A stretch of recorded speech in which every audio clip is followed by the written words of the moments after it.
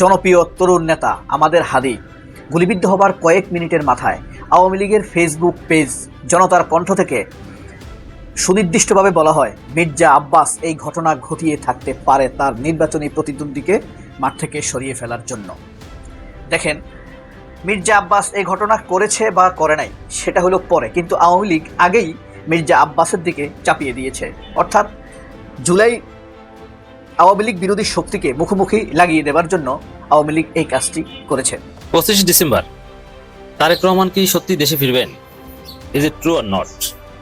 দর্শক, আপনি মন্তব্য করে যান। আপনি কি বিশ্বাস করেন যে না, সব জল্পনা কল্পনা অবসান করিয়ে তারেক রহমান দেশে আসবেন? শেষ মুহূর্তে কোনো নাটকীয়তার মধ্য দিয়ে বিএনপি তারেক রহমানের স্বদেশ প্রত্যাবর্তন স্থগিত করবে না তো? মাজার নিয়ে হাউকাউ শুরু হয়েছে। আমি কইছিলাম যে মাজারের সমস্যা নিয়ে আমি একটা ভিডিও বানাবো। বাঙ্গ প্রগতিশীলরা মাজার প্রেমিক হয়ে উঠছে, আর বাংলাদেশের সাধারণ মুসলমান জনতা একটা বড় অংশ মাজারের বিরুদ্ধে দাঁড়িয়েছে। এর মধ্যে একটা অংশ সহিংসভাবে মাজার ঘুরাই দিতেছে। ইন্টারেস্টিং ব্যাপার হইতেছে, বাংলাদেশে মাজার ঘৃণের প্রাতিষ্ঠানিক রূপ দিছে বাঙ্গ সেকুলারেরা। সৈয়দ ওয়ালিউল্লাহ লিখছিলেন লাল সালু উপন্যাস, এখন তারাই মাজার প্রেমিক হয়ে উঠতেছে। কি তামাশা! তবে মাজার নিয়ে আমরা কি করব সেই বিষয়ে আমাদের একটা জাতীয় ঐক্যমত লাগবে। হ্যাঁ, জাতীয় ঐক্যমত। আজকের এপিসোড সেই ঐক্যমত তৈরির একটা প্রস্তাব নিয়ে। আলাপ শুরুর আগে আমাদের জানা নেওয়া দরকার বাংলাদেশে মাজারের সিলসিলাটা কি, কেমনে বাংলাদেশে মাজার তৈরি হইলো। এইটা না জানলে মাজার আমাদের রাজনৈতিক সামাজিক ইতিহাসে কি জায়গা নিয়ে আছে তা আমরা বুঝতে পারি। আসেন দেখি মাজার বাংলাদেশে কেমনে আসে, সেই গল্পটা শুনি। এই যে আমরা বাংলাদেশ দেখি না আজকে, এখানে একসময় মানুষ বাস করতো না, জঙ্গল ছিল, জঙ্গল, পুরা জঙ্গলে ভর্তি সাপ, খোপ, বাঘ, ভাল্লুক, কুমির। গঙ্গা নদী তার গতি পরিবর্তন করে পদ্মা হিসাবে এই অঞ্চলে প্রবাহিত হইতে শুরু করে। এইটা হয় মোগল সাম্রাজ্যের শুরুর দিকে। সেই সময় মোগল সম্রাট এইখানে জমির পত্তন দেয়, তাদেরকে যারা জঙ্গল কাইটা ফসল ফলাবে এই প্রতিশ্রুতি দেয়। পূর্ব বাংলায় এইভাবে নতুন ফসলি জমি তৈরি হয়, জঙ্গল কাইটা আবাদি জমি তৈরি হয়। এই জঙ্গল কাটার কাজে অসংখ্য পরিশ্রমী মানুষ নিয়োজিত হয়। সেই জমিতে কোনো খাজনা দিতে হইতো না, নিষ্কর জমি ছিল। ওই নিষ্কর জমিতে তাদের ধর্ম বিশ্বাস অনুযায়ী একটা মন্দির অথবা মসজিদ স্থাপন করা বাধ্যতামূলক ছিল। মোগল সম্রাট যেই বন্দোবস্তে এই জমিটা তাদেরকে দিছিল। এই জমিগুলাই দেবোত্তর সম্পত্তি শোনেন না বা ওয়াকফ এস্টেট শোনেন না, এইগুলাই হইতেছে সেই সম্পত্তিগুলো। মোগল আমলের নথি অনুসারে জঙ্গল কাটা মানুষদের স্থাপিত মন্দিরের চাইতে মসজিদ অনেক বেশি ছিল, কারণ মূলত মুসলিমরাই এই জঙ্গল কাটার কাজে নেতৃত্ব দিত। তো এখন এই জঙ্গল কাটার নেতারা কোথায় থেকে আসছিলেন?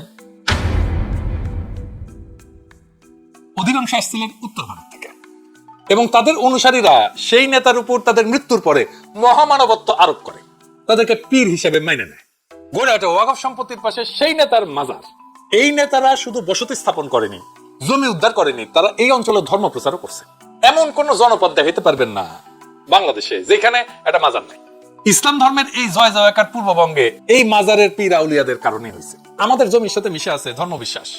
জমি, এই মাটি আমাদের খুবই আপন। খোদা তাআলা নাকি মাটি দিয়া মানুষ তৈরি করছেন, এইটা বাংলাদেশের মানুষকে দেখলে বোঝা যায়। আমাদের জাতি গঠনের প্রক্রিয়ার সাথে যুক্ত হয়ে আছে এই মাটি, ভূমি। দুনিয়াতে কি শুধু আমাদেরই জন্মভূমি আছে? তা তো না, সকলেরই জন্মভূমি আছে। অন্য জাতির আছে না? আছে তো।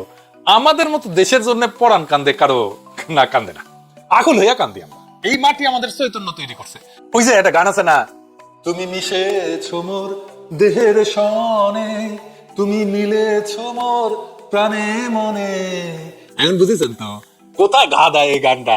জিওর মধ্যে ঘা দেয়, তাই না? তার মানে মাজার আমাদের ঐতিহাসিক সিলসিলার একটা অংশ, এমনকি বাংলাদেশে ইসলামের বিজয়ের সাথে যুক্ত, আমাদের ইতিহাস আর ঐতিহ্যের সাথে যুক্ত। তাহলে সমস্যাটা কি এই মাজার নিয়ে? বাংলাদেশের সাধারণ ধর্মপ্রাণ মুসলমানরা মাজারকে ঘিরে যে সমস্ত অসন্তোষ, দ্বিধা বা সমস্যা অনুভব করে, সেগুলো মূলত চারটা স্তর থেকে আসে। একটা হচ্ছে ধর্মীয় ব্যাখ্যার সমস্যা, 2 নম্বর ঐতিহাসিক ও লোকায়ত সংস্কৃতির সাথে সংঘর্ষ, 3 নম্বর হইতেছে সামাজিক অর্থনৈতিক শোষণের অভিযোগ, 4 নম্বর হইতেছে আধুনিক ইসলামী আন্দোলন এবং প্রচারের প্রভাব। এইগুলো একটু বিস্তারিত বুঝাইনি, তাইলে সমস্যার সমাধান আমরা খুঁজে বের করতে পারি। 1 নম্বরে আসেন ধর্মীয় ব্যাখ্যার সমস্যা। ইসলামে বলে যে ইবাদত কেবল আল্লাহর জন্য। এখানে দ্বন্দ্ব শুরু। খোদা তাআলার বাইরে কারো কাছে প্রার্থনা করা, মাথা নত করা, মানত করা, কারো কাছে সন্তানের জন্য দোয়া চাওয়া, এই সমস্ত ইসলামের শিরকি, বিগ্রহ পূজার কাছাকাছি। ফলে সাধারণ মুসলমানরা প্রশ্ন তোলে, মৃত ব্যক্তির কাছে কেন মানত ধরবো? উনি কি দিতে পারবেন, নাকি ওনার কাছে ধরা উচিত মানত? 2 নম্বর হইতেছে লোকায়ত সংস্কৃতি বনাম ইসলামের বিধান, এই 2 ধারার সংঘর্ষ। বাংলার সমাজে লোকধর্ম বা লোকায়ত ভক্তি খুব শক্তিশালী। দরগায় প্রদীপ জ্বালানো, মানত ধরা, চাদর দেওয়া, ওরস করা, গানের মাধ্যমে ভক্তি প্রকাশ করা, এই সমস্ত প্রথার উৎস কোথায় জানেন? এটা হাজার বছরের হিন্দু বৌদ্ধ লোক সংস্কৃতি, যা পরে সুফি সংস্কৃতির সাথে যে মিশছে। সাধারণ মুসলমানদের মনে দ্বন্দ্ব হয়, কারণ লোকায়ত সংস্কৃতি বলতেছে যে এই পীর দরবেশ তাদের বরকত আছে, মানে দিলে কাজ হয়। ইসলাম ধর্ম বলে বরকত শুধু আল্লাহ, মানুষ কিছু দিতে পারে না। এই দুই বয়ান মুখোমুখি দাঁড়ায়, ফলে অনেকেই মাজারকে বেদাত বা ভ্রষ্টাচার বলে মনে করতে থাকে। 3 নম্বর হইতেছে মাজারকে ঘিরে অর্থনৈতিক শোষণের একটা অভিযোগ আছে। অনেক সাধারণ মুসলমানের অভিযোগ, মাজারে দান নজরানা, ব্যবসা, মানত পূরণে টাকার চাপ, কিছু খাদেম বা পীর বংশের বিলাসী জীবন, রাজনৈতিক নেতাদের মাজার নির্ভরতা, অলৌকিক গল্প বানায় অর্থ আদায় করে নেওয়া। আবার দেখেন সৈয়দ ওয়ালিউল্লাহ লাল সাহেব কিন্তু একই বয়ান ফেরি করছে। তো মানুষ ভাবে ধর্মের নামে টাকা তুলতেছে, অন্যায় হইতেছে, বেইনসাফি হইতেছে, এটা কি ঠিক? এটাও সমস্যাকে বাড়ায়। 4 নম্বর হইতেছে আধুনিক ইসলামী আন্দোলন। 1980 দশকের পর থেকে বাংলাদেশে যে ইসলামী চিন্তাধারার রাজনীতি জনপ্রিয় হয়েছে, তাদের বক্তব্যে বারবার বলা হয় যে মাজার সংস্কৃতি শিরকি, বেদাত, ইসলাম বহির্ভূত। ফলে সাধারণ মানুষ এখন আগের মতো মাজারকে ধর্মীয় জায়গা হিসেবে অনায়াসে গ্রহণ করতে পারতেছে না। মাজার নিয়ে সাধারণ মানুষের মনস্তত্ত্ব হচ্ছে ভক্তি আছে, কিন্তু ধর্মীয় ভয়ও একটা আছে, লোকজ বিশ্বাস আছে, কিন্তু আধুনিক ধর্মচিন্তা এমনকি সেকুলার চিন্তাও শেখাইতেছে, এটা ভুল। অলৌকিকতা আমাদের জনগোষ্ঠীর একাংশকে আকর্ষণ করে, কিন্তু শিরকের ভয়ও কিন্তু কাজ করে। সমাজে কিছু প্র্যাকটিস আছে, কিন্তু ধর্মীয় বক্তারা, ধর্মীয় নেতারা কড়া অবস্থান নিতেছে। অর্থাৎ মাজার নিয়ে ঠিক বিদ্বেষ না, দ্বন্দ্ব, দ্বিধা, ভয়, বিভ্রান্তি, এই চারটার কারণে সমস্যাটা তীব্র হয়ে উঠছে। তো বাংলাদেশের সাধারণ মুসলমান কি চায়, এটা বোঝাটা খুব গুরুত্বপূর্ণ। তারা কিন্তু মাজারের ধ্বংস চায় না, তারা পীরদের গালি দিতে চায় না, তারা শুধু চায় ধর্ম ঠিকভাবে পালন করব, কিন্তু শিরক, বেদাতে পড়তে চায় না। এই মানসিক জায়গাটা না বুঝলে সমস্যার সমাধান কিন্তু অসম্ভব। তাইলে এই সমস্যার সমাধান শুরু করা যেতে পারে কিভাবে? আসেন সেটা আবার বুঝে দেখি। প্রথমে ঠান্ডা মাথায় 3টা স্তর আলাদা করে দেখতে হবে। নাম্বার 1 হইতেছে ইতিহাস এবং মাটি, ল্যান্ড এবং মেমোরি। 2 নাম্বার হইতেছে সামাজিক সাংস্কৃতিক ভূমিকা, সোশ্যাল ফাংশন। 3 নাম্বার হইতেছে আকীদা এবং ইবাদত, থিওলজি এবং ওরশিপ। এই যে মাজার বিরোধী রোষ আর এই যে মাটির জন্য প্রাণ কাদা, এই দুইটা যখন গুলায় যায়, তখনই ধ্বংস, টানাপোড়েন এবং সংঘাতের মতো অবস্থা তৈরি হয়। তাহলে এই টানাপোড়েনটা কোথায়? এই যে আমাদের জাতীয় আইডেন্টিটি, আমি যেটা ব্যাখ্যা করলাম আগে, জমি উদ্ধার করা জঙ্গল থেকে, এই জাতীয় আইডেন্টিটি বা পরিচয়, এটা land based identity. Benedict Anderson তার ভাষায় বলছিলেন এটা ইমাজিন কমিউনিটি। কিন্তু আমাদের ক্ষেত্রে খুব বেশি এটা মাটি কেন্দ্রিক। নতুন আবাদি জমি, নতুন গ্রাম, নতুন সমাজ, সবকিছুর কেন্দ্র হয়ে ওঠে মসজিদ, মাজার, বাজার, এইটা এই একটা ত্রিভুজ। তাই বাংলাদেশি মুসলমানের চেতনায় মাটি, নদী আর সেই প্রথম বসতি করার যে গল্প, সেটা মিশে আছে। তারা মারা গেলে গোরস্থানকে স্মরণ করার জায়গা থেকে ধীরে ধীরে পরাণ ভরানোর জায়গা হিসেবে তৈরি করে ফেলছে। ধর্মের দিক থেকে দুইটা জিনিস খুবই ক্লিয়ার, কবরকে ইমানের কেন্দ্র বানানো যাবে না। এমনকি মহানবীও কবরের উপরে গম্বুজ, স্থায়ী বিল্ডিং, সুসজ্জা এটা করতে নিষেধ করছে, যেন কবর মসজিদ বা সিজদার জায়গা হয়ে না যায়। কবর জিয়ারত করা নিজে কিন্তু হারাম না, হারাম হইতেছে কি কই না কবর জিয়ারত করা হইতেছে তাতে। ইসলাম ধর্মে তারা বলেন যে কবরে যাওয়া, জিয়ারত করা, এটার উদ্দেশ্য যদি হয় মৃতের স্মরণ, দোয়া করা, কোরআন তেলাওয়াত করা, তাহলে ঠিক আছে, কিন্তু সব দোয়া শুধু আল্লাহকে করতে হবে। হারাম তখনই যখন মৃতের কাছে সরাসরি সাহায্য চাওয়া হয়, মানত বাঁধা হয়, সেজদা করা হয় ইত্যাদি। বাংলাদেশি মাজারের যে কালচার, এই দুই স্তর, ইতিহাস এবং সামাজিকতা আর আধ্যাত্মিক শক্তি আর কারিশমি, এটা এক হয়ে গেছে। কেউ যদি ধর্মের ভাষায় বলতে চায় শিরক এড়াইতে হবে, সে গিয়াই মাজার ভেঙে দিতে চাইবে। আবার অন্য পক্ষ যদি বলে আমার মাটি, ইতিহাস রক্ষা করতে হবে, সবকিছুকে জাস্টিফাই, তখন সবকিছুকে জাস্টিফাই করতে থাকে। এই দ্বন্দ্ব কখনো মিটবে না। তাহলে সমাধান শুরু করতে হবে কোথা থেকে? ওই যে 3টা স্তরের কথা বলছি, আলাপের মধ্যে ঢুকে গেছি। যাই হোক, এই যে 3টা নীতিগত ফ্রেম, 3টা স্তর আলাদা করতে হবে। সমাধান শুরু করতে হবে একটা ঘোষণা দিয়া।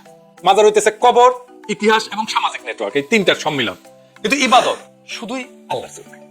এইখান থেকে একটা ত্রিস্তরীয় একটা মডেল বানানো যায়। যেমন ধরেন কবর, এটা ইসলাম ধর্ম শরিয়া কমপ্লায়েন্ট, সিম্পল, কোন সেজদা করার জায়গা না, তাওয়াফের জায়গা না। 2 নম্বর হইতেছে মেমোরিয়াল বা মিউজিয়াম জোন, ইতিহাস, লোকগাথা, মাটি, গল্প, গাথা সব বলা হবে। 3 নম্বর হইতেছে সোশ্যাল কমন্স, মানে এটা মিটিং, ইফতারের জায়গা, দরিদ্র সেবা, সাংস্কৃতিক প্রোগ্রাম, সব হবে। এখন এই 3টাকে ইনস্টিটিউশনালাইজ করাই এটা ইনোভেটিভ সমাধানের কোর। তাহলে প্রস্তাবটা কি? প্রস্তাবটা একটু খুলে বলি।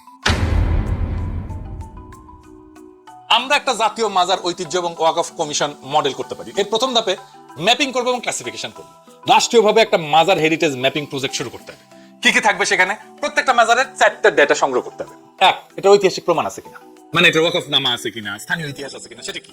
2 নম্বর, এটা সামাজিক ভূমিকা কি, এটা কি বাজার আছে, সাথে সাথে লঙ্গরখানা আছে, পানির ব্যবস্থা আছে, পথিকের আশ্রয় আছে ইত্যাদি। এখানে ধর্মীয় প্র্যাকটিসটা কি, এখানে কি ধরনের আমল চলে, দোয়া, কোরআন নাকি সেজদা, মানত, পীরকে ডাকা, এগুলো চলে। ফিজিক্যাল স্ট্রাকচারটা কি রকম, ভবনের ধরন কি, গম্বুজ আছে, কবরের উপরে বিল্ডিং আছে ইত্যাদি। এর ভিত্তিতে আমরা 3টা ক্যাটাগরি করব। ক্যাটাগরি এ, সেটা হইতেছে উচ্চ ঐতিহাসিক সামাজিক গুরুত্ব, এটা আরামসে এটা ধর্মীয় রীতি কমপ্লায়েন্ট রিফর্ম করা যাবে এটাকে। 2 নাম্বার হইতেছে এটা ঐতিহাসিক কিন্তু প্র্যাকটিস খুব সমস্যাপূর্ণ, এটা গভীর রিফর্ম দরকার। 3 নাম্বার হইতেছে খুব সাম্প্রতিক, এইটার কোনো ঐতিহ্য নাই, ইতিহাস নাই, এটা লোকালি এটা গড়ে উঠছে, এটার পেছনে কোনো ইতিহাস নাই, ইতিহাস কম। এইগুলা অনেকগুলোকে রেগুলেট করে এটা ফেজ আউট করতে হবে। এই মাজারের সাথে আমাদের ইতিহাস ঐতিহ্যের কোনো সম্পর্ক নেই, এটা চলবে না। এই কাজটা একা আলেম বা একা সেকুলার ইন্টেলেকচুয়াল করবে না, এটা আলেমরা থাকবে, ইতিহাসবিদ থাকবে, নৃতত্ত্ববিদ থাকবে, স্থানীয় কমিউনিটি থাকবে, সবাইকে নিয়ে কমিশন হবে। দ্বিতীয় ধাপে কি করব? দ্বিতীয় ধাপে আমরা ইসলাম কমপ্লায়েন্ট একটা ডিজাইন রিফর্ম করব। কিভাবে? এখানে টেকনিক্যাল কিছু প্রস্তাব। কবরকে লো প্রোফাইল করতে হবে ইসলাম ধর্মের পরামর্শ অনুযায়ী। কবরের উপরে বড় বড় গম্বুজ, মার্বেল, চাদর টাদর এগুলা বাদ দিয়ে সিম্পল মাটি সমতল, শুধু মার্কার নাম এবং শাল যেটা যেটা হাদিসে আছে। চারিদিকে হাঁটাহাঁটির জায়গা রাখা যাবে না, যেন তাওয়াফ টাইপের কোনো সিম্বলিজম না হয়। মসজিদ বা ইবাদতের স্পেসকে কবর থেকে আলাদা করতে হবে। সম্ভব হলে কবর এলাকার বাইরে আলাদা মসজিদ থাকবে, যাতে সেজদা হয় শুধু মসজিদের কেবলার দিকে, কবরের দিকে না। কবর এরিয়াতে বড় বড় করে লেখা থাকতে হবে, এখানে মৃতের কাছে কোনো আবদার করা যাবে না, সব দেওয়া যাবে শুধু আল্লাহর জন্য। এবং এই সমস্ত মানব টাকা পয়সা আছে এগুলো যাবে দারিদ্র নির্ভর চ্যারিটি ফান্ডে, এগুলো কনভার্ট করতে হবে। যে সমস্ত ফুল, চাদর, দক্ষিণা এগুলো আসতো সেগুলোকে আলাদা করে একটা সোশ্যাল ফান্ডের মধ্যে নিতে হবে, ওয়াকফে। এগুলো যাবে খাবারে, ক্লিনিকে, শিক্ষায়, যেখানে ব্যয় করা যায়। এবং শরিয়া বোর্ডের ফতোয়া থাকবে যে মানত শুধু আল্লাহর নামে, পীরের নামে মানত হারাম, কিন্তু গরিবের জন্য দান করা সুন্নাত। এইভাবে আপনি স্ট্রাকচারটা রেখে দিয়া আকীদাকে নিরাপদ করে ফেলতেছেন। তৃতীয় ধাপে কি করবেন? মাজার মেমোরিয়াল সেন্টার তৈরি করা যেতে পারে, যেখানে মাজারকে পিওরলি রিলিজিয়াস সাইট না বানায় মাটি, ইতিহাস এবং সমাজের একটা আর্কাইভ বানায় ফেলতে পারবো আমরা। প্রত্যেকটা ক্যাটাগরি এ মাজারে এর পাশে ছোট একটা মেমোরিয়াল গ্যালারি বা মিউজিয়াম থাকবে। এখানে কিভাবে বন কাটা হয়েছিল, বসতি করা হয়েছিল, সেই পীর নেতার সোশ্যাল ওয়ার্ক, নদী বদলের ইতিহাস, গ্রাফিক্স, মাল্টিমিডিয়া, স্থানীয় কৃষি, নদী ব্যবস্থাপনা, লোক সংস্কৃতি সবকিছুর একটা স্টোরি টেলিং এখানে আপনি দেখাবেন। এখানে স্কুল কলেজ থেকে বাচ্চারা আসবে ট্যুর করবে, ইমান শিখতে না, ইতিহাস এবং সমাজ শিখতে। মাজারকে আধ্যাত্মিকতার জায়গা না করে ডেল্টা সিভিলাইজেশনের মেমোরি নোড হিসেবে তৈরি করতে হবে, ফ্রেম করতে হবে। ডেল্টা সিভিলাইজেশন আর মেমোরি নোড কি কয়ে দেওয়া লাগবে? আচ্ছা আসেন এটা কয়ে দিই। বাংলাদেশ তো মূলত গড়ে উঠছে এই যে বঙ্গ ডেল্টাকে কেন্দ্র করে, পদ্মা, মেঘনা, যমুনার বদ্বীপে। হাজার বছরের বসতি, বাণিজ্য, লোক সংস্কৃতি, পীর দরবেশ, সাধক সব মিলে একটা আলাদা সভ্যতা তৈরি হয়েছে। এটাই হইতেছে ডেল্টা সিভিলাইজেশন। পানি, নদী, জমি, অভিবাসন, কৃষি, লোকগান, সুফিবাদ, আঞ্চলিক আচার, যে জীবন দ্বারা হাজার বছর ধরে মানুষের মন এবং সংস্কৃতিকে গড়ে তুলছে। আর মেমোরি নোড কি? মেমোরি নোড একটা প্রযুক্তির ভাষা থেকে ধারণা আর কি। একটা মেমোরি নোড হইলো এমন একটা বিন্দু বা স্থান যেখানে একটা সমাজের ইতিহাস, স্মৃতি, বিশ্বাস, অভিজ্ঞতা জমা হয়ে থাকে। মিউজিয়াম একটা মেমোরি নোড, কিন্তু একটা সৌধ একটা মেমোরি নোড। মাজারগুলো ঠিক এই কাজটাই করে। এই অঞ্চলে কিভাবে বসতি হইলো, কে প্রথম আসছিল, কোন সুফি সাধক মানুষকে একত্র করছিলেন, ইসলাম ধর্মে কনভার্ট করছিলেন, কোন জায়গায় কোন সাংস্কৃতিক কেন্দ্র তৈরি হয়েছিল, মানুষ কিভাবে একসাথে জীবন কাটাইছে, তার কালেক্টিভ মেমোরিটা কি ছিল, এইসবের জীবন্ত স্মৃতিগুলো মাজারের ভেতরে জমা আছে। আমরা এটা খুলে দেখি না। তার মানে মাজার ধর্মীয় স্থান না, ইতিহাস বহনকারী স্মৃতিস্থান।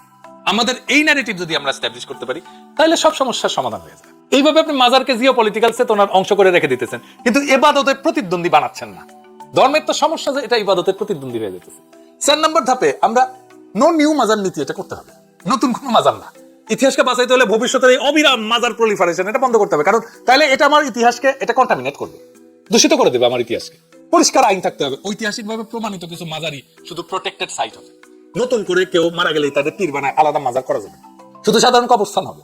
আপনি দেখছেন না কিছুদিন আগে ফরিদপুরে এক পীরের মাজারের কবর থেকে মৃতদেহ বের করে এনে পুরাই টুরাই দিচ্ছে, এটা কি চির ঘটনা ঘটছিল এই কারণে কিন্তু।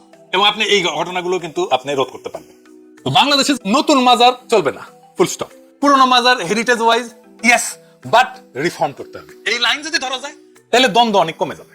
আর 5 নম্বর ধাপে মাজারের আমলের কোড তৈরি করতে হবে, আলেমদের একটা যৌথ ঘোষণা থাকতে হবে, সব ধারার আলেমদেরকে নিয়ে একটা ন্যাশনাল জিয়ারত কোড অফ কন্ডাক্ট তৈরি করতে হবে। যেমন এটা থাকতে পারে, আমি জানি না, আমি একটা প্রস্তাব দিতেছি আর কি। ধরেন এটা করা যেতে পারে, কবরের দিকে সেজদা দিচ্ছে, দোয়া শুধু আল্লাহকে, পীরকে গায়েবী ক্ষমতার মালিক হিসেবে দেখা যাবে না। এখানে কোরআন তেলাওয়াত উৎসাহিত করা হবে এবং যা যা শিরকের দিকে নিয়ে যায় সেটাকে বন্ধ করতে হবে। এইখানে আপনি একটা ইসলামিক রিফর্ম এবং হেরিটেজ প্রিজার্ভেশন এই পয়েন্টে দুই পক্ষকে বসাইতে পারবেন। তো এই মাজার নিয়ে আমাদের দার্শনিক বোঝাপড়াটা কি এটাও একটু পরিষ্কার হয়ে থাকা দরকার। আমি শুধু সলিউশনের রাস্তাটা একটা বলে দিলাম তাই না, আমাদের একটা ফিলোসফিক্যাল বোঝাপড়াও থাকা দরকার, যেটা আমরা বুঝাইতে পারবো, অন্যদেরকে বলতে পারবো। সেটা কি? মাটি এবং চেতনা বরং আল্লাহ কেন্দ্রিকতা। ইসলামের কোর দাবি হইতেছে ইবাদত চূড়ান্ত আনুগত্য শুধু আল্লাহ, কোনো মাটি, মানুষ, স্মৃতি আল্লাহর প্রতিদ্বন্দ্বী হতে পারবে না। মানুষের কোর বাস্তবতাটা হইতেছে যে মানুষ, শরীর, মাটি, ইতিহাস, সম্পর্ক এইটা ছাড়া আর থাকতে পারে না। যেই মাটি আমার শরীর বানাইছে, যেই স্রোত আমার গ্রাম বানাইছে, যেখানে একটা ইমোশনাল অ্যাটাচমেন্ট থাকবে, এটাকে আপনি অস্বীকার করতে পারবেন না। তাহলে সমঝোতার পথ কি? মাটি মাজারের প্রতি ভালোবাসাকে আল্লাহর সৃষ্টি এবং আল্লাহর রাস্তা, আল্লাহর নিয়ামতের প্রতি কৃতজ্ঞতার ভাষা বানাই ফেলতে হবে। মাজার স্মৃতি বলতে এই লোকটা আমাদের বনে জঙ্গলে বসতি বানাতে সাহায্য করছে, আমাদেরকে আল্লাহর পথে ডাকছে, আল্লাহ তাকে মাগফিরাত দেন। কিন্তু এটা করা যাবে না যে এই লোকটা এখন আমার সব সমস্যার সরাসরি সমাধান করে দিবে।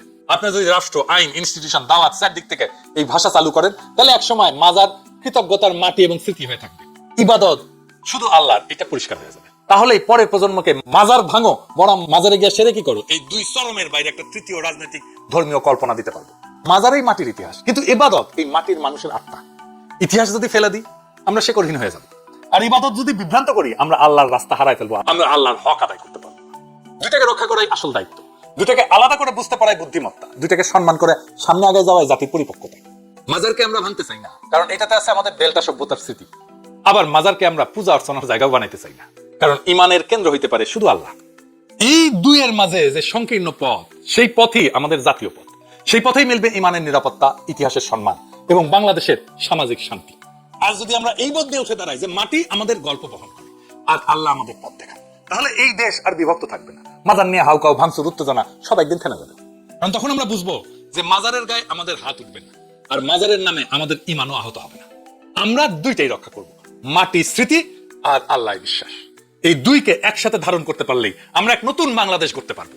এটা এমন একটা দেশ যেখানে ইতিহাসও নিরাপদ, ধর্মও নিরাপদ, আর মানুষ সবচেয়ে বেশি নিরাপদ। মাজারকে তার জায়গায় রাখো, মাটি আর স্মৃতির জায়গায়, আর ইমানকে রাখো তার প্রকৃত জায়গায়, আল্লাহর কাছে। এই বোঝাপড়া যদি আমরা জাতি হিসেবে গ্রহণ করি। 25 ডিসেম্বর তারেক রহমান কি সত্যি দেশে ফিরবেন? Is it true or not? দর্শক, আপনি মন্তব্য করে জানান, আপনি কি বিশ্বাস করেন যে না, সব জল্পনা কল্পনার অবসান ঘটিয়ে তারেক রহমান দেশে আসবেন? শেষ মুহূর্তে কোনো নাটকীয়তার মধ্য দিয়ে বিএনপি তারেক রহমানের স্বদেশ প্রত্যাবর্তন স্থগিত করবে না তো? দর্শক, আমরা তারেক রহমানকে ওয়েলকাম জানাতে চাই বাংলাদেশে।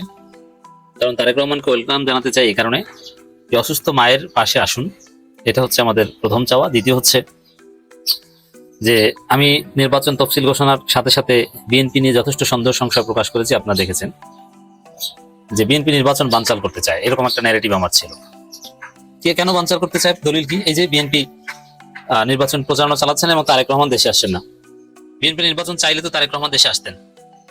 বিএনপি নির্বাচন চায় না মানে তারেক রহমান দেশে আসছেন না, এটা তো সহজ হিসাব। যে তারেক রহমানকে বাদ দিয়ে কি বিএনপি নির্বাচন করবে? না, সেটা তো সম্ভব ছিল না। এখন আপনারা ঘোষণা শুনেছেন যে 25 ডিসেম্বর দেশে ফিরবেন তারেক রহমান। আসলে কি তাই? আপনি বিশ্বাস করেন? বিশ্বাস করার কথা না। কেন বিশ্বাস করার কথা না? আমি আবারও বলছি, আমরা চাই আসুক। এবং এটাও বলে রাখি যে এই যে তারেক রহমান আসার পেছনে অনেকগুলো ফ্যাক্টরস এর মধ্যে একটা ফ্যাক্টরস হচ্ছে আমাদের এই সমালোচনা, যে কেন আসছেন না, আসতে পারবেন না, কাপুরুষ, এই ধরনের সমালোচনা তারেক রহমানকে ট্রিগার করেছে। যে না, মানুষ তো আমাকে মানে যেটাকে বলে জনগণের প্রেসার, জনগণের চাপ।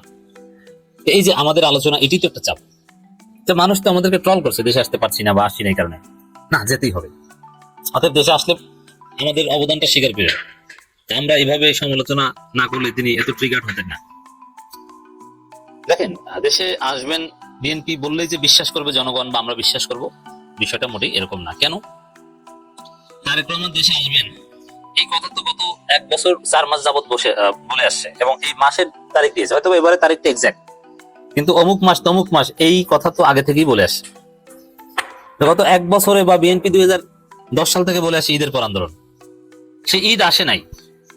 আবার এই জানুয়ারি ফেব্রুয়ারিতে অমুক মাসে আসবে, সেই মাসও আর আসে নাই। এখন 25 ডিসেম্বর আসবে, এটা কি 2025 সালে 25 ডিসেম্বর, না 2026 সালে 25 ডিসেম্বর, না 2032 সালে, কে জানে? অতএব আসার আগ পর্যন্ত বিএনপি কে বিশ্বাস করার কোনো সুযোগ নাই।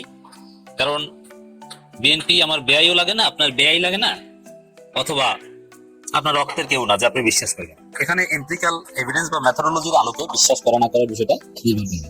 সেক্ষেত্রে বিএনপির অতীত আচরণ, অতীত কর্মকাণ্ড যেহেতু প্রমাণ করে যে তারা কথা দিয়ে কথা রাখে না, আসার কথা বলে আসে না, এবং তারা এক্ষেত্রে নাটক করে, অতএব আসার আগ মুহূর্ত পর্যন্ত, ঢাকার মাটিতে তারেক রহমান পা দেওয়ার আগ পর্যন্ত এটা বিশ্বাস করার সুযোগ নেই। আগে আসুক না ভাই, তারপরে ওয়েলকাম জানাই। এখন আসার আগে আমরা ওয়েলকাম জানাতে পারছি না।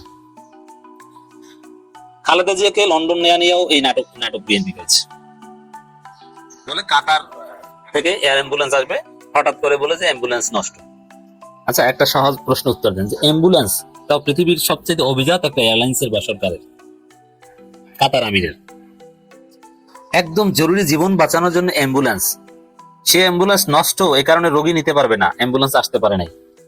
ফাজলামির একটা লিমিট আছে।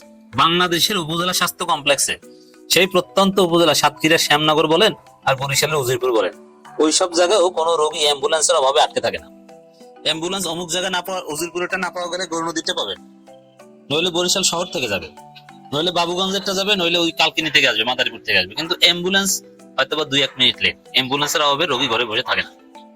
তো সেখানে বিশ্ববিখ্যাত একটা এয়ারলাইন্স কোম্পানি বা আমিরের, সেখানে আমি খোঁজ নিয়ে দেখলাম যে তাদের এরকম অনেকগুলো অ্যাম্বুলেন্স, একটা নষ্ট হলে আরেকটা। এগুলো সবসময় অ্যাম্বুলেন্সের সিস্টেম এই ধরনের সার্ভিসের, যে জরুরি প্রয়োজনে এটা একটা টেকনিক্যাল প্রবলেম হলে জন্য আরেকটা দিয়ে জরুরি সার্ভিস লঞ্চ করা যায়। অথচ তারা বলে যে সমস্যা এই কারণে, এগুলো সব নাটক। আসলে লন্ডন নেওয়ার কোনো বাস্তবতা ছিল না, ওটা তারেক রহমান ব্যর্থতা ঢাকতে আলাদা একটা হাইপ তৈরি করেছে। এখন বিএনপি নির্বাচন চায় না, শরীফ ওসমান হাদির উপর হামলার সাথে বিএনপি জড়িত, নির্বাচন বানচাল করার জন্য জনগণ, আমি বলছি না, এটা জনগণের পারসেপশন। আমি আবারও বলছি যে ওসমান হাদির উপর হামলায় আওয়ামী লীগ জড়িত, এখন পর্যন্ত যতটুকু প্রমাণ পাওয়া গেছে এবং আমার বিশ্বাস এটা। তো সেখানে দর্শক, যখন বিএনপিকে ব্যাপকভাবে সন্দেহ করছে মানুষ যে বিএনপি নির্বাচন বানচালের জন্য এ ধরনের ঘটনা ঘটেই থাকতে পারে, ঠিক সেই মুহূর্তে দেশে আসার ঘটনা, দেশে আসার ঘোষণা প্রমাণ করে যে এটা পরিস্থিতি সামাল দেওয়ার জন্য হতে পারে। এই জন্য বলবো যে দেশে আগে আসুক, আর এসে দেখা না, তার আগ পর্যন্ত বিশ্বাস করার কোনো সুযোগ নেই। আর বিএনপির ওই যে যারা অ্যাম্বুলেন্স, বিশ্ববিখ্যাত এয়ারলাইন্স কোম্পানির অ্যাম্বুলেন্স নষ্ট, তেল নাই, চাক্কা পাম নাই, এইসব থিওরি যারা দিতে পারে, তারা নতুন কোন নাটক সাজিয়ে তারেক রহমান দেশে আসা স্থগিত করতে পারবে না, এটা মনে করার কোনো কারণ নেই। যে হঠাৎ করে দেখা গেল যে এই যে গোলাগুলি আরো 2-1 প্রার্থী নিহত হলো, যে এই পরিবেশে দেশে আসা যায় না, হঠাৎ করে কাগজপত্র সংক্রান্ত কোনো একটা জটিলতা সামনে আসবে, এরকম কোনো মানে এক্সকিউজ বা এগুলো অভাব নেই। আবার বলতে পারে যে অনিবার্য কারণবশত আবার নাটক আরেকটা ঘটাতে পারে। যদি দেখেন, আমরা চাই যে এইসব নাটক না ঘটুক, তিনি আসুন, আসলে নির্বাচনটার অনিশ্চয়তা কেটে যায়, বিএনপি ষড়যন্ত্র করছে এই ধারণাটা আমাদের থেকে দূর হয়ে যায়, জনগণ থেকে দূর হয়ে যায়। আরেকটা নাটক করতে পারে। কি নাটক জানেন? শেষ মুহূর্তে সাপোজ খালেদা জিয়াকে তো এই অবস্থায় রেখে দিয়েছে, মানুষ মনে করছে যে তিনি জীবিত নাই।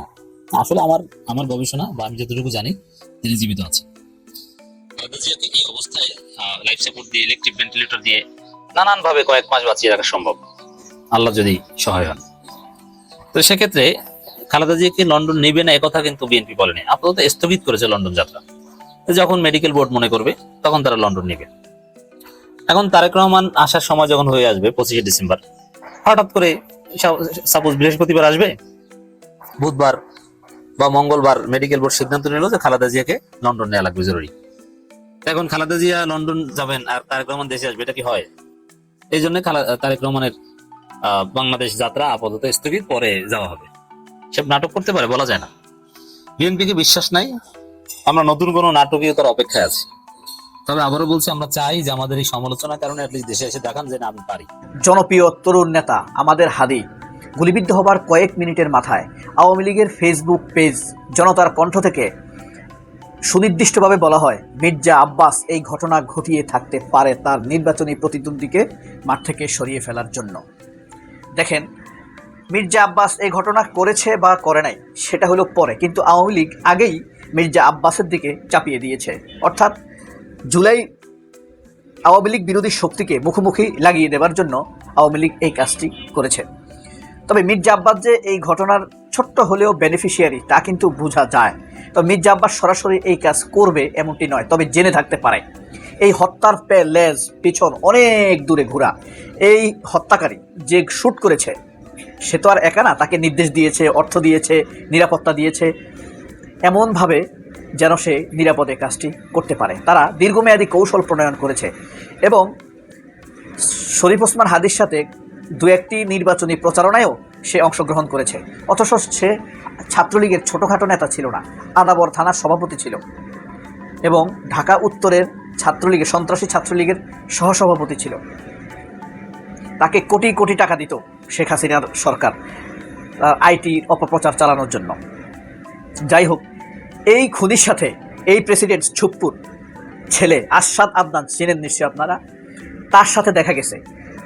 আবার একে হত্যা করার পর গোপালগঞ্জের এসপি কাজী জসিম আলহামদুলিল্লাহ বলে ফেসবুক স্ট্যাটাস দিয়েছে। আবার খেয়াল করে দেখেন, এই যে বসুন্ধরায় মেজর আক্তার আওয়ামী লীগের সন্ত্রাসীদেরকে প্রশিক্ষণ দিত, ওয়াকারের জানতো, সেই প্রশিক্ষণ পাওয়া লোকরা কোথায়? সেই মেজর আক্তারই বা কোথায়? এবং এই খুনি 6 মাস আগে 2টি অস্ত্রসহ ধরা পড়েছে, জেলে ছিল। তাকে জামিন দিল কে? দাউদ খান তার নাম না, এই খুনির নাম দাউদ খান, শুটার যে শুট করেছে। তাকে জামিন দিল কে? এই খুনির সাথে অবৈধ প্রেসিডেন্ট ছুপ্পুর ছবি আছে, আগের প্রেসিডেন্ট আব্দুল হামিদের ছবি আছে, ছুপ্পুর ছেলে আশরাফ আদনানের ছবি আছে, বিভিন্ন সাংবাদিকদের ছবি আছে। এই হামলার পক্ষে কিন্তু সম্মতি আদায় করেছে এই আনিস আলমগীর, মঞ্জুরুল আলম পান্না, নিকোল, তারপরে রুমিন ফারহানা, তারপরে আপনার এই মাসুদ কামাল, তুষার আবদুল্লাহ, আবু আলম, শহীদ খান, এরাই কিন্তু সম্মতি আদায় করেছে। এখনও দাউদ কাদের সিদ্দিকী বলে আওয়ামী লীগকে ছাড়া তারা নির্বাচনে যাবে না। এই হলো আওয়ামী লীগের অবস্থা। বিএনপি বলেন, জামাত বলেন, এনসিপি বলেন, এবি পার্টি বলেন, এরা যারাই আওয়ামী লীগের লোকদেরকে আশ্রয় প্রশ্রয় দিচ্ছে, আশেপাশে রাখছে ভদ্র মনে করে, এরাও যে কোনোভাবে মারা যাইতে পারে। এই ব্যাপারে সতর্ক থাকতে হবে বিএনপিকে, জামাতকে। যদি বিএনপি জুলাইয়া মুভমেন্ট অন করে, ইতিমধ্যে বিএনপির উপর থেকে মানুষের আস্থা সরে গেছে, বিভিন্ন জায়গায় আওয়ামী লীগকে আশ্রয় প্রশ্রয় দেওয়া, এরাই শুট করে মেরে নেবে। এদেরকেই কাজে লাগাবে আওয়ামী লীগের অপরাধী সিন্ডিকেট। এই যে মেজর আক্তার যাদেরকে প্রশিক্ষণ দিল, তাদেরই একজন ছিল সে। এবং সে জামিন পাইছে কিভাবে? কাদের নির্দেশে জামিন পাইছে? এমনও তো হতে, সে অস্ত্র মামলায় আটকা ছিল, এমনও তো হতে পারে ওয়াকারের টিম তাকে বলছে ঠিক আছে তোমাকে ছেড়ে দিব, আমাদের কথা মতো কাজ করো, এরে মেরে দাও, এরে মেরে দাও। তখন সে বাঁচার জন্য, আর যাতে জেলে আসতে না হয় সেজন্য সে নির্দেশ মতো কাজ করছে। আর ওয়াকারের নির্দেশ মানে কিন্তু ভারতের নির্দেশ, ওয়াকারের নির্দেশ মানে কিন্তু আওয়ামী লীগের নির্দেশ। ওয়াকারের নির্দেশে এখন পর্যন্ত কোনো আওয়ামী লীগের লোক অ্যারেস্ট হয় নাই। এখন পর্যন্ত আওয়ামী লীগ দুর্নীতি বিরোধী, দুর্নীতিবাজ এবং 5 আগস্ট বিরোধী, 5 আগস্টে যারা অত্যাচার করেছে, লুটপাটকারীদের বিরুদ্ধে কোনো রকম অপারেশন কিন্তু ওয়াকারের নির্দেশে চালানো হয় নাই। ওয়াকারকে বিশ্বাস করার প্রশ্নই আসে না। হি ইজ হারামখোর, সে হলো এই দেশদ্রোহী, সে জনতার বিরোধী, সে জুলাই বিরোধী। ওয়াকারকে বিশ্বাস করার প্রশ্নই আসে না। সবচেয়ে আসছে ছুপ্পুর ছেলে আশরাফ আদনান, সে কিন্তু টাকার কুমির। আপনি বুঝেন সে কত কোটি টাকা দিয়ে সিনেমা বানাইতো, সিনেমার পিছনে কোটি কোটি টাকা ঢালতো, 20, 25, 30 কোটি টাকা সে ঢালার রেকর্ড আছে। শুধু 24 সালে সে 23 সালে সে 2টা ছবি করেছে, যেখানে সে খরচ করেছে প্রায় 70 কোটি টাকা। বুঝলেন, ইসলামী ব্যাংকের দুর্নীতির টাকা, তার বাপের এই যে দুদক থেকে দুর্নীতি করা টাকা, এরপরে দায়রা জজ হিসাবে ঘুষ খাওয়া টাকা, সব টাকা এখন তাদের হাতে, এখন এই জুলাইয়ের বিরুদ্ধে ব্যবহার করছে।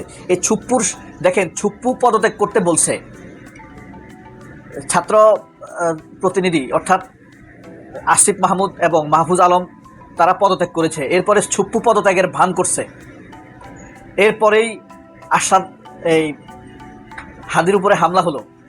সব ঘটনাগুলো দেখেন এক চেইনে একটু মিলান, সবগুলো খুব কাছাকাছি ঘটনা। এরপরে মেজর আক্তার বসুন্ধরাতে প্রশিক্ষণ দিত আওয়ামী লীগের সন্ত্রাসীদেরকে, মিলাতে পারছেন? এরপরে হামলার সাথে সাথে মির্জা আব্বাসকে নিয়ে জনতার কণ্ঠ পেজ থেকে, আওয়ামী লীগের পেজ থেকে পোস্ট, কত মারাত্মক সূক্ষ্ম। মির্জা আব্বাসকে হয়তো হত্যাকারীরা বলছে ভাই আপনি চিন্তা করেন না, ওকে সরাই দিলে আপনার লাভ হবে।